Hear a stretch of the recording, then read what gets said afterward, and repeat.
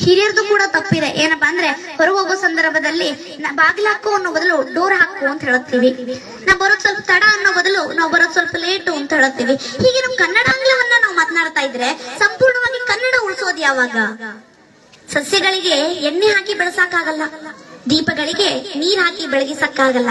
ಅದೇ ರೀತಿ ನಮ್ಮ ಕನ್ನಡವನ್ನು ಯಾವುದೇ ಇಂಗ್ಲಿಷ್ ನಲ್ಲೋ ತೆಲುಗುದಲ್ಲೋ ತಮಿಳ್ನಲ್ಲೋ ಮಾತನಾಡಿ ನಮ್ಮ ಕನ್ನಡವನ್ನ ಉಳಿಸಕ್ಕಾಗಲ್ಲ. ನಮ್ಮ ಕನ್ನಡವನ್ನ ಉಳಿಸಬೇಕು ಅಂದ್ರೆ ಏನಿದ್ರು ಕನ್ನಡದಲ್ಲೇ ಮಾತನಾಡಬೇಕು ಅಂತ ನೋಡಿ. ನಮ್ಮ ಕನ್ನಡ ಅಂತ ತಗೊಂಡಾಗ ಬಹಳಷ್ಟು ಕವಿಗಳು ಬರ್ತಾರೆ. ಕವಿಗಳು ಅಂತ ತಗೊಂಡಾಗ ಪಂಪ ತಗೊಳ್ಳಿ, ರನ್ನ ತಗೊಳ್ಳಿ, ಜನ್ಮ ತಗೊಳ್ಳಿ, ಎಲ್ಲರೂ ಬರ್ತಾರೆ. ತಮ್ಮ ಒಂದು ಭಾವನೆಯನ್ನ ಹಾಡಿನ ಮೂಲಕ ಜನರಿಗೆ ಸಂದೇಶವನ್ನ ಹೇಳುತ್ತಾರೆ ಅಂತ ನೋಡಿ. ಬಾರಿಸು ಕನ್ನಡ ಡಿಂಡಿಮುವ ಎಂಬ ಒಂದು ಪದ್ಯವನ್ನ ಈ ಕುವೆಂಪು ಹೇಳುತ್ತಾರೆ. ಎಲ್ಲಾದರೂ ಇರು ಎಂತಾದರೂ ಇರು ಎಂಬ ಒಂದು ಪದ್ಯವನ್ನ ಕುವೆಂಪು ಬರೀತಾರೆ.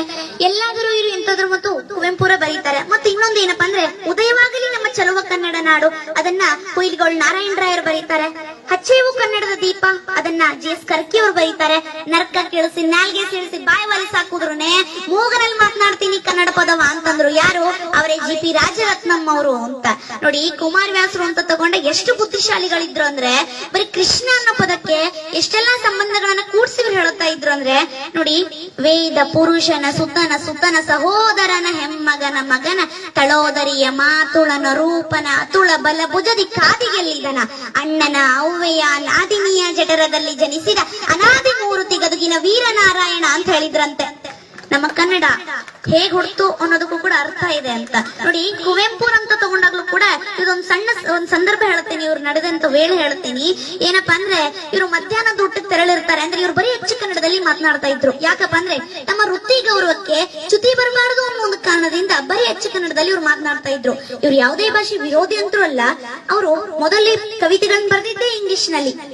ಆದ್ರೆ ಅವರು ಈ ಕನ್ನಡ ಅಧ್ಯಾಪಕರಾಗಿರೋದ್ರಿಂದ ಬರೀ ಹೆಚ್ಚು ಕನ್ನಡದಲ್ಲಿ ಅವ್ರು ಮಾತನಾಡ್ತಾ ಇದ್ರು. ಹೀಗೆ ವಿದ್ಯಾರ್ಥಿಗಳು ನಮ್ ಗುರುಗಳ ಬಾಯಲ್ಲಿ ಹೇಗಾದ್ರೂ ಕನ್ನಡ ಪದವನ್ನ ತರಿಸಬಾರದು, ಇಂಗ್ಲಿಷ್ ಪದವನ್ನ ತರಿಸಬೇಕು ಅಂತ ಹೇಳಿ ಬಹಳಷ್ಟು ಪ್ರಯತ್ನಗಳನ್ನ ಅವ್ರು ಮಾಡ್ತಾರೆ. ಅವಾಗ ಯಾವುದೇ ಪ್ರಯತ್ನ ಕೂಡ ಯಶಸ್ವಿ ಆಗಿರಲ್ಲ. ಒಂದು ಪ್ರಯತ್ನವನ್ನ ಹಮ್ಮಿಕೊಂಡಾಗ ಇದು ಖಂಡಿತವಾಗಿ ಯಶಸ್ವಿ ಆಗೇ ಆಗುತ್ತೆ ಅಂತ ಹೇಳಿ ನಂಬಿಕೆ ಇಟ್ಕೊಂಡು ಆ ಪ್ರಯತ್ನವನ್ನ ಹಮ್ಮಿಕೊಂಡಿರ್ತಾರೆ. ಆ ಪ್ರಯತ್ನ ಯಾವುದು ಅಂದ್ರೆ ಈ ಮಧ್ಯಾಹ್ನದ ಊಟಕ್ಕೆ ಕುವೆಂಪು ಹೊರಗೆ ತೆರಳಿರುವಾಗ ಈ ತರಗತಿಯಲ್ಲಿರುವಂತ ಎಲ್ಲಾ ಲೈಟ್ಸ್ ಗಳನ್ನ ಆನ್ ಮಾಡಿ ಕೂತಿರ್ತಾರಂತೆ. ಲೈಟ್ಸ್ ಆಫ್ ಮಾಡು ಅನ್ನೋದು ಇಂಗ್ಲಿಷ್ ಪದ ಆಗುತ್ತೆ. ಲೈಟ್ಸ್ ಯಾರು ಹಚ್ಚಿದೀರಿ ಅನ್ನೋ ಒಂದು ಪದಾನು ಇಂಗ್ಲಿಷ್ ಆಗುತ್ತೆ. ಇಂಗ್ಲಿಷ್ ತರಿಸ್ತೀವಿ ಇವ್ರ ಬಾಯಲ್ಲಿ ಅಂತ ಹೇಳಿ ಅವ್ರ ಕುತೂಹಲದಿಂದ ಶಾಂತ ರೀತಿಯಿಂದ ಎಲ್ಲಾ ವಿದ್ಯಾರ್ಥಿಗಳು ತರಗತಿಯಲ್ಲಿ ಕೂತಿರ್ತಾರೆ. ಆಗ ಕುವೆಂಪು ಮಧ್ಯಾಹ್ನದ ಊಟ ಮುಗಿಸಿ ಬರ್ತಾರಂತೆ ತರಗತಿಗೆ. ಬಂದು ಈ ಎಲ್ಲಾ ಲೈಟ್ಸ್ ಗಳನ್ನ ಆನ್ ಆಗಿರೋದು ನೋಡ್ತಾರೆ. ಲೈಟ್ಸ್ ಯಾರು ಹಚ್ಚಿದ್ರು ಅಂತ ಕೇಳ್ಬೇಕಲ್ಲ, ಇಂಗ್ಲಿಷೇ ಆಗತ್ತದು.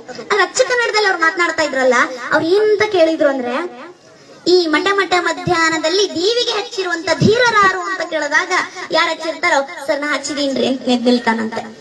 ಮತ್ ಬಟನ್ ಆಫ್ ಮಾಡು ಅಂತ ಅನ್ಬೇಕಲ್ಲ. ಒಂದನೇ ಪ್ರಯತ್ನ ಹೇಗಿದ್ರು ಮುಗಿದೋಯ್ತು, ಎರಡನೇ ಪ್ರಯತ್ನ ಆದ್ರೂ ಯಶಸ್ವಿ ಆಗುತ್ತೆ ಅಂತ ಹೇಳಿ ಕೂತಿರ್ತಾರೆ. ಬಟನ್ ಆಫ್ ಮಾಡಿದ್ರೆ ಲೈಟ್ಸ್ ಆಫ್ ಆಗೋದು, ಮತ್ತೆ ಇಂಗ್ಲಿಷ್ ಪದನೇ ಆಗುತ್ತಲ್ಲ ಇದು.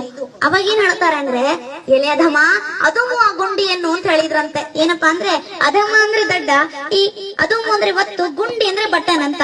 ಎಲೆ ಅಧಮ ಅದುಮು ಆ ಗುಂಡಿಯನ್ನು ಅಂತ ಹೇಳಿದ್ರಂತೆ. ಅವಾಗ ವಿದ್ಯಾರ್ಥಿಗಳಿಗೆ ಅನ್ಸುತ್ತೆ ನಮ್ ಗುರುಗಳೇ ಕನ್ನಡದ ಮೇಲೆ ಇಷ್ಟ ಅಭಿಮಾನ ಪಡುವಾಗ ನಾವ್ಯಾಕ್ರಿ ಸುಮ್ಬಿಡ್ಬೇಕು, ನಾವು ಕೂಡ ಕನ್ನಡವನ್ನ ಮಾತನಾಡೋಣ ಅಂತ ಹೇಳಿ ಅವರು ಕೂಡ ಕನ್ನಡವನ್ನ ಮಾತನಾಡ್ಲಿಕ್ಕೆ ಶುರು ಮಾಡಿದ್ರು ಅಂತ. ಇದು ನಮ್ಮ ಕನ್ನಡ ಭಾಷೆಗೆ ಒಂದು ಶ್ರೀಮಂತಿಕೆ ಅಂತ ನೋಡಿ. ಈ ಇಂಗ್ಲಿಷ್ ಹುಟ್ಟಿದ್ದು ಸಂಸ್ಕೃತ ಭಾಷೆಯಿಂದಲೇ ಅಂತ ಹೇಳಬಹುದು. ನಾವು ಸಂಸ್ಕೃತ ನೆಲದಿಂದ ಹುಟ್ಟಿದವರು, ನಾವು ಹೆಮ್ಮೆ ಪಡಬೇಕು ಸಂಸ್ಕೃತ ಭಾಷೆಗೆ. ನೋಡಿ, ನಾವು ಸಂಸ್ಕೃತದಲ್ಲಿ ಅಣ್ಣನಿಗೆ ಏನಂತ ಕರಿತೀವಿ? ಭ್ರಾತೃ ಅಂತ ಕರಿತೀವಿ. ಅದು ಇಂಗ್ಲಿಷ್ ನಲ್ಲಿ ಬ್ರದರ್ ಅಂತ ಆಯ್ತು. ನಾವು ಮಾತೃಗೆ ನಮ್ ತಾಯಿಗೆ ಮಾತೃ ಅಂತ ಕರೆದ್ರೆ ಅದು ಇಂಗ್ಲಿಷ್ ನಲ್ಲಿ ಮದರ್ ಅಂತ ಆಗುತ್ತೆ. ತಂದೆಗೆ ಪಿತೃ ಅಂತ ಕರೆದ್ರೆ ಅದು ಇಂಗ್ಲಿಷ್ ನಲ್ಲಿ ಫಾದರ್ ಅಂತ ಆಯ್ತು ಅಂತ. ಬರೀ ಸಂಬಂಧಗಳಷ್ಟೇ ಅಲ್ಲ, ವಾರಗಳಂತ ತಗೊಂಡಾಗ್ಲೂ ಕೂಡ ನಮ್ಮ ಪೂರ್ವಿಕರು ಮೊದಲೇ ದಿನವನ್ನ ಸೂರ್ಯನಿಗೋಸ್ಕರ ಇಡೋಣ, ಇಡೀ ಜಗತ್ತಿಗೆ ಬೆಳಕೊಡೋನು ಸೂರ್ಯ, ಸೂರ್ಯನಿಗೋಸ್ಕರ ಮೊದಲ ದಿನವನ್ನ ಇಡೋಣ ಅಂತಂದಾಗ ರವಿ ಅಂದ್ರೆ ಸೂರ್ಯ ಅಂದ್ರೆ ರವಿವಾರ ಅಂತ ಇಡೋಣ ಅಂತ ಹೇಳಿ ಸೂರ್ಯನಿಗೋಸ್ಕರ ಮೊದಲ ದಿನವನ್ನ ಇಟ್ರು. ಅದೇ ಇಂಗ್ಲಿಷ್ನವರು ಸಂಡೇ ಅಂತ ಮಾಡಿದ್ರು. ಸಂಡೇ ಅಂತ ಕರಿತೀವಿ ರವಿವಾರಕ್ಕೆ. ಎರಡನೇ ದಿನ ಸೋಮವಾರ ಅಂತ. ನಮ್ಮ ಪೂರ್ವಿಕರು ಸೂರ್ಯನನ್ನ ಬಿಟ್ರೆ ಇಡೀ ಜಗತ್ತಿಗೆ ಅತಿ ಹೆಚ್ಚು ಬೆಳಕೊಡೋನು ಚಂದ್ರ ಅಂದ್ರೆ ಸೋಮ. ಎರಡನೇ ದಿನವನ್ನ ಅವನಿಗೋಸ್ಕರ ಇಡೋಣ ಅಂತ ಹೇಳಿ ಸೋಮವಾರ ಅಂತ ಇಟ್ರು. ಅದು ಇಂಗ್ಲಿಷ್ ನಲ್ಲಿ ಮೂನ್ ಡೇ ಅಂತ ಇಟ್ರೆ, ಈ ಸಂಸ್ಕೃತವ್ರು ನೋಡಿ ಕನ್ನಡದವ್ರು ನೋಡಿ ಕಾಪಿ ಹೊಡೆದಿದೀವಿ ಅಂತ ಗೊತ್ತಾಗತ್ತೆ. ಅದಕ್ಕೋಸ್ಕರ ಒಂದ್ 0 ತೆಗೀರಿ, ಮಂಡೆ ಅಂತ ಇಡ್ರಿ ಅಂತ ಮಂಡೆ ಅಂತ ಇಟ್ರು ಅಂತ. ಇದು ನಮ್ಮ ಕನ್ನಡ ಭಾಷೆಗಿರುವಂತ ವೈಶಿಷ್ಟ್ಯ ಅಂತ. ನೋಡಿ, ಇದಷ್ಟೇ ಅಲ್ಲ, ನಾವು ಶತಂಬರ ಅಂತ ಕರೆದ್ರೆ ಇಂಗ್ಲಿಷ್ ನಲ್ಲಿ ಸೆಪ್ಟೆಂಬರ್ ಅಂತ ಕರೀತಾರೆ. ನವೆಂಬರ್ ಅಂತ ಕರೆದ್ರೆ ನವೆಂಬರ್ ಅಂತ ಕರೀತಾರೆ. ನಾವು ದಶಂಬರ ಅಂತ ಸಂಸ್ಕೃತದಲ್ಲಿ ಕರೆದ್ರೆ ಅದು ಇಂಗ್ಲಿಷ್ ನಲ್ಲಿ ಡಿಸೆಂಬರ್ ಅಂತ ಕರೀತಾರೆ ಅಂತ.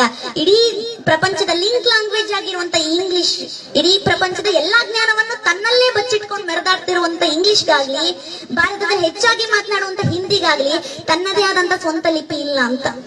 ಇಂಗ್ಲಿಷು ಲ್ಯಾಟಿನ್ ಲಿಪಿಯನ್ನ ಬಳಸ್ಕೊಂಡ್ ಬರೆದ್ರೆ, ಹಿಂದಿ ದೇವನಾಗರಿ ಲಿಪಿಯನ್ನ ಬಳಸ್ಕೊಂಡ್ ಬರೀತಾರೆ. ಆದ್ರೆ ನಮ್ಮ ಕನ್ನಡ ಇದೆಲ್ಲದರ ನಡುವೆ ತನ್ನದೇ ಆದಂತ ಸ್ವಂತ ಲಿಪಿಯನ್ನಿಟ್ಟು ಅಗ್ರಪಂಕ್ತಿಯಲ್ಲಿ ನಿಲ್ಲುತ್ತಲ್ಲ, ಇದು ನಮ್ಮ ಕನ್ನಡದ ವೈಶಿಷ್ಟ್ಯ ಅಂತ. ಕನ್ನಡ ಒಂದ್ ಅಕ್ಷರ ಹುಟ್ಟಬೇಕು ಅಂದ್ರೂ ಅದರಿಂದ ದೊಡ್ಡ ನಿಯಮ ಇದೆ ಅಂತ. ಹೊಟ್ಟೆಯಿಂದ ಏನು ಉಸಿರು ಹೊರಗೆ ಹಾಕ್ತಿವಲ್ಲ, ಆಗ್ಲೇ ಅಕ್ಷರಗಳು ಹುಟ್ಟುತ್ತವೆ. ಅ ಆ ಇ ಈ ಊರು ಎ ಎ ಐ ಒ ಓ ಔ ಅಂತ ಹೇಳ್ಬೇಕಾದಾಗ ನಮ್ಮ ಹೊಟ್ಟೆಯಲ್ಲಿರೋ ಉಸಿರನ್ನ ಹೊರಗೆ ಹಾಕುವಾಗ ತಡೆಯುವಂತ ಯಾವುದೇ ರೀತಿ ವ್ಯವಸ್ಥೆ ಇರೋಲ್ಲ. ಸುಮ್ನೆ ಹೊರಗೆ ಬಂದ್ಬಿಟ್ರೆ ಸಹಜವಾಗಿ ಸ್ವರ ನಿರ್ಮಾಣ ಆಗುತ್ತೆ ಅಂತ. ಎರಡನೇದಾಗಿ ಬರುತ್ತೆ ವ್ಯಂಜನಾಕ್ಷರಗಳು. ಕ ಕ ಗ ಗ ಂಗ ಅಂತ ಹೇಳುವಾಗ ಹೊಟ್ಟೆಯಲ್ಲಿರೋ ಉಸಿರನ್ನ ಕಂಠದ ಆಳದಲ್ಲಿ ತಡೆ ಹಿಡಿತೀವಿ, ಕ ಕ ಗ ಗ ಂಗ ಆಗುತ್ತೆ. ನಾಲ್ಗೆ ತುದಿಯಿಂದ ಮುಂಭಾಗಕ್ಕೆ ಎತ್ತಿ ಅಲ್ಲೇನಾದ್ರೂ ಉಸಿರು ತಡೆ ಹಿಡಿದು ಹೇಳಿದ್ರೆ ಚ ಚ ಜ ಜ ಜ್ಞ ಆಗುತ್ತೆ. ನಾಲ್ಗೆನ್ನ ಹೊಳಿಸಿ ತುದಿಯ ಒಳಭಾಗಕ್ಕೆ ಹೊಡೆದು ಅಲ್ಲೇನಾದ್ರೂ ಉಸಿರು ತಡೆ ಹಿಡಿದು ಹೇಳಿದ್ರೆ ಟ ಟ ಡ ಡ ಣ ಆಗುತ್ತೆ. ನಾಲ್ಗೆನ್ನ ಹಲ್ಲಿಗೆ ಒತ್ತಿ ಅಲ್ಲೇನಾದ್ರೂ ಉಸಿರು ತಡೆ ಹಿಡಿದು ಹೇಳಿದ್ರೆ ತ ತ ದ ದ ನ ಆಗುತ್ತೆ.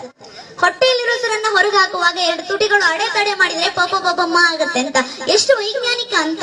ಕಂಠದ ಆಳದಿಂದ ಶುರು ಮಾಡಿ ತುಟಿಯವರೆಗೂ ಗಾಳಿಯನ್ನ ತಡೆಯೋ ಒಂದೊಂದು ಜಾಗದ ಮೂಲಕ 5 ಅಕ್ಷರಗಳೇನು ಹುಟ್ಟುತ್ತವಲ್ಲ, ಅದು ನಮ್ಮ ಕನ್ನಡದ ವೈಶಿಷ್ಟ್ಯ ಅಂತ. ಓದಿದ್ದನ್ನ ಬರೆಯುವಂತಹ, ಬರೆದಿದ್ದನ್ನ ಓದುವಂತಹ, ಮಾತನಾಡಿದ್ದನ್ನ ಬರೆಯುವಂತ ಸಾಮರ್ಥ್ಯ ಇರೋ ಭಾಷೆ ನಮ್ಮದು. ಅದು ಕೆಲವು ಭಾಷೆಗೆ ಮಾತ್ರ ಇದೆ ಅಂತ. ಕನ್ನಡ ನನ್ನ ಮನಸ್ಸು, ಕನ್ನಡ ನನ್ನ ಕನಸು, ಕನ್ನಡವೇ ನನ್ನ ಹೆಮ್ಮೆಯ ಸೊಗಸು, ಕನ್ನಡಿಗರ ಬಾಯಲ್ಲಿ ಕನ್ನಡ ಇಲ್ಲದೆ ಹೋದ್ರೆ ನನಗೆ ಮುನಿಸು ಅಂತ ಹೇಳುತ್ತಾ ನನ್ನ ಒಂದು ಮಾತುಗಳನ್ನ ಮುಗಿಸ್ತೇನೆ. ನಾವು ಮಾತನಾಡಲಿಕ್ಕೆ ಅವಕಾಶ ಮಾಡಿಕೊಟ್ಟಂತ ತಮ್ಮೆಲ್ಲರಿಗೂ ಧನ್ಯವಾದಗಳು. ಚಿಕ್ಕವಳು, ಎಲ್ಲಾದ್ರೂ ತಪ್ಪಿಗೆ ಕ್ಷಮಿಸಿ.